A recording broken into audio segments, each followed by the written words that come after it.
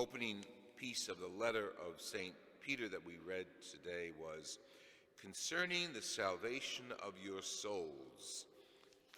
The prophets who prophesied about grace that was to be yours searched and investigated it. Without knowing the full picture, the full message, Peter's referring to the prophets of old who were inspired by God to write and to preach the message of God, the covenant of God, the Old Testament. And Peter refers to them as they did what they were supposed to do. They were prophesying, but they didn't know the whole message. They didn't know that who they were talking about was Christ. They were looking for the Christ. They were looking for the Messiah, and they were preparing the people of Israel for the Messiah, but they didn't really know his name, his family heritage, where he would be born. There are references to, in Micah, that some great leader will come out of Bethlehem, but really they had no idea the direction, the full direction in which they were preaching. Doing God's will was enough for them. Doing what they were inspired to do and bringing their people back to God was fulfilling enough, and they didn't have to know the full picture. Like you and I, we don't know the full picture of what's mentioned today in heaven. We know the full picture here on earth, as they did when they preached. They received response, good and bad response, from the people of Israel, the kings, and so on. So when we gather, we don't know the full picture, and we're gathering today, traditionally, a day called Fat Tuesday, Mardi Gras, Carnevale, farewell to meat, for tomorrow's beginning of the journey of Lent, Ash Wednesday. And we don't know the full destiny of Ash Wednesday, according to Jesus, in this time and this age. But the fullness of the message is eternal life. And I don't like to refer to eternal life as when we die, we're going to have eternal life. Eternal life, I feel, in my prayer, begins here, and the quality of our lives here on earth determines the quality of our life eternally. So basically, if you're a miserable person now, you ain't going to have a happy life in heaven. You probably won't be invited to heaven.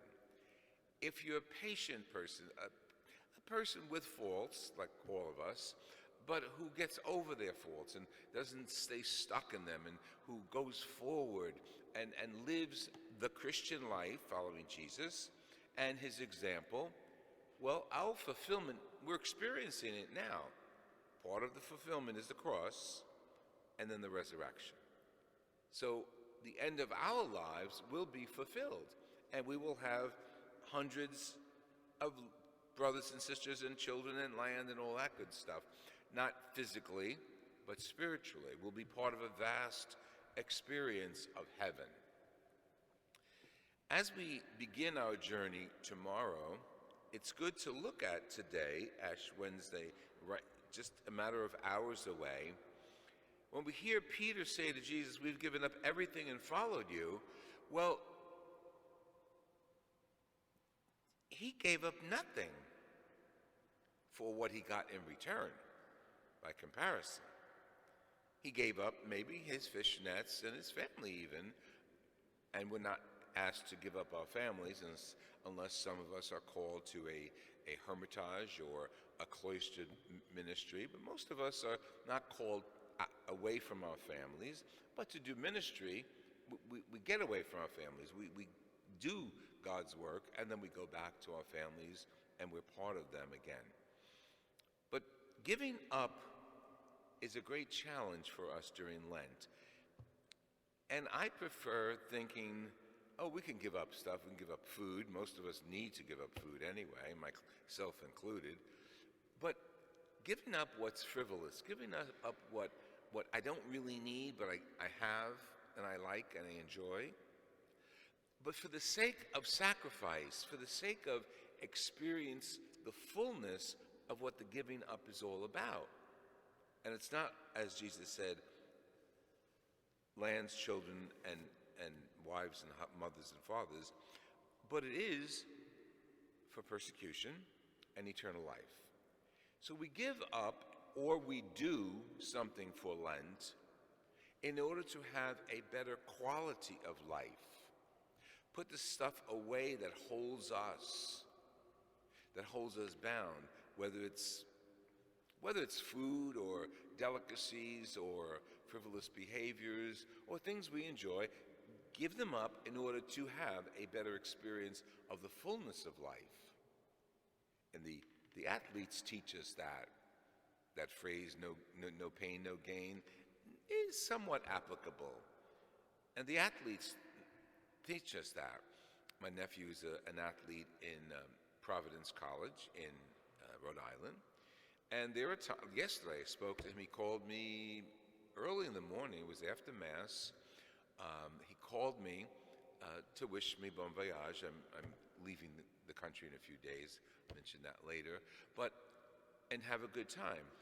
He woke up early to go to practice, call me, and then he was going to bed before class because it was so early in the morning. So an athlete teaches us that. You want to know your art, you want to know your skill, you want to refine it. You got to give up something, and in his case, he gave up sleep, and he did something. He went to practice. He lifted, or whatever they do to be better soccer stars. Simple example, but it helps us as Christians, improving our life by giving up something, but doing something at the same time. You want to give up delicious foods and stuff like that? Well, that's nice. What are you doing in response to that? Because doing keeps us closer to Christ, like Peter, following him, following his example. And we are challenged to do a lot in our world. Prayer is number one. It really is authentically prayer is number one. The raising our voices to God for ourselves and family, yes, absolutely, but also for the other side of the world, for Ukraine in this case. But that's not the only prayer. There's civil unrest and persecution of Christians in many places throughout the world. China, North Korea, North Africa, Africa itself, besides Russia, besides Ukraine. So our prayers, you could focus them on as you wish, could be for peace, could be for the people who are suffering, for the lack of peace. And if we have to give up something and you want to feel the sacrifice, write a check to donate toward the churches of the Ukraine, Catholic Charities, Caritas International, or here in our own parish. It doesn't matter. Giving up to get back, giving up something I enjoy and I like and I hold on to and do something to get back the cross, to get back following Christ, to get back being known as a Christian. Tomorrow, when we're marked with the ashes, the world will know we're Catholics. Good. Will they know we're Catholics on Thursday? Will they know we're Catholics next Wednesday? The cross won't be on our heads, but the cross should be in our hearts. And our actions and words will indicate who we are. Yes, Peter, we're with you.